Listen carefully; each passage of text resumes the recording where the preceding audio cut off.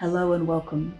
I'm Catherine from Crystal Pegasus Costumes, and welcome to my review of 2021. I plan to go over what I've created in 2021, both in terms of items that I've sewn or knit, as well as videos that I've created. Because for me, there is often quite a gap between the creation of the item and the creation of the video, and that's okay. Let's start with January. I had a lovely start to the year with the CosTube skill swap. I met up with Faye Sterling and she taught me a little bit about nail binding. I really enjoyed the process of meeting up and learning something new, and I got a mitten out of it, which was really cool. I wasn't so keen on always having to break off and rejoin the yarn, which is a key part of nail binding, so I'm not sure it's quite the hobby for me. And in return in the swap, I taught Faye about cable knitting, and you can see that video over on her channel. I really enjoy the textures that cable knitting can bring. Over the skill swap, we designed a cable scarf for Faye to knit. I recently dug out my sample for the scarf from the UFO pile, and I'm turning it into a cushion cover.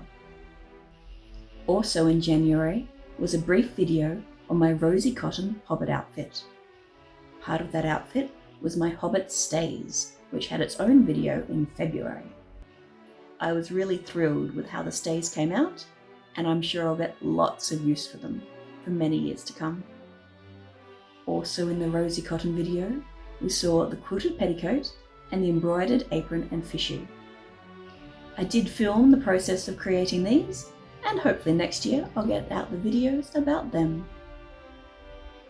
The other more ongoing project that was seen in the rosy cotton video was my chemise.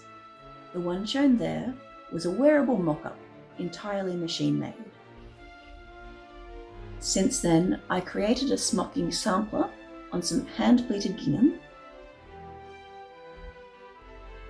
and now I have acquired a smocking pleater.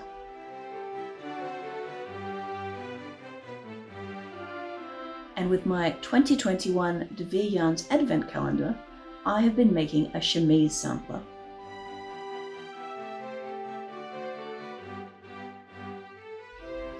Further smock chemise adventures await in the future. Also in February, I made these cozy arm warmers. In April, I made a couple of kids' tabards with lots of pockets. They turned out pretty well, but I was just using a tie around the waist to hold them in, and I think I need to attach the sides to each other somehow. In May, I started gearing up for Cozy 2021, the CosTube Symposium, and I released my 21 questions video. It was interesting to see all the different responses that people had, how there's really shared experiences, but also different ones and how people can think quite differently. Cozy 2021 occurred in August. I had two areas where I contributed to Cozy. One was more technical.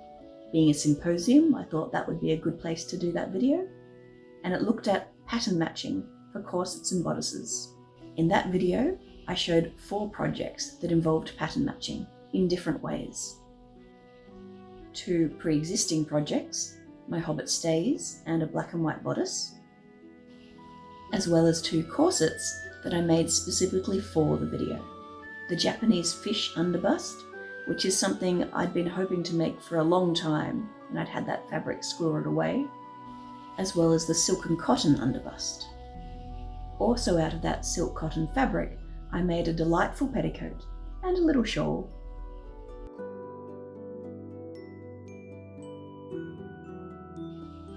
And while the corset served its purpose for the symposium video, I wanted to zhuzh it up a bit, and I'm currently in the process of mulling over what I want to add. My second contribution to Cozy was fantasy bounding. Thank you for Blair Fluffle for hosting both the panel discussion as well as the thrift flip fashion show. Using fabric from my stash, I created a hobbit waistcoat. The waistcoat is one of my most tailored projects so far, and I'm really happy with how it came out, particularly the roll-down collar, and the welt pockets.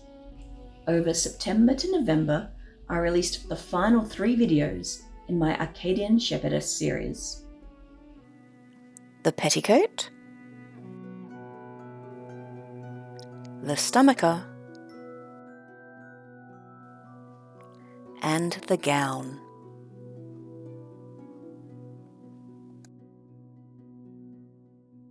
That was a really big deal for me, as the Acadian Shepherdess series is what started my YouTube channel. And in fact, to date, over half my videos are part of that series. The sewing for that project started in 2019, so to finally reach the end was really something special. Also in October, I knitted the shawl I'm currently wearing. The shawl was my first attempt at a heart-shaped design. I added a little bit of lace that I made up as I went, just to keep it interesting. And I used 2 skeins of Prosper sock yarn in the colourway Tasman. My other November video was on making reusable busk strips for use when fitting corset mock-ups. In that video, there was a sneak peek of fitting the red-threaded 1860s gored corset. The full video about fitting that corset mock-up will come out next year. Earlier in December, I released part 2 of my corset flossing sampler video, made using a De Vere Yarns advent calendar. And you can probably see how these things are all coming together, and that I plan to do some flossing on my 1860s gored corset. Also this year, I've been doing a little bit of inkle loom weaving,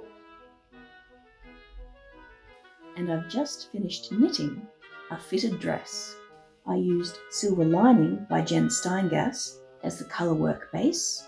I filmed the process and plan to release a video on how to adapt a top-down pattern like this to be more fitted for curves.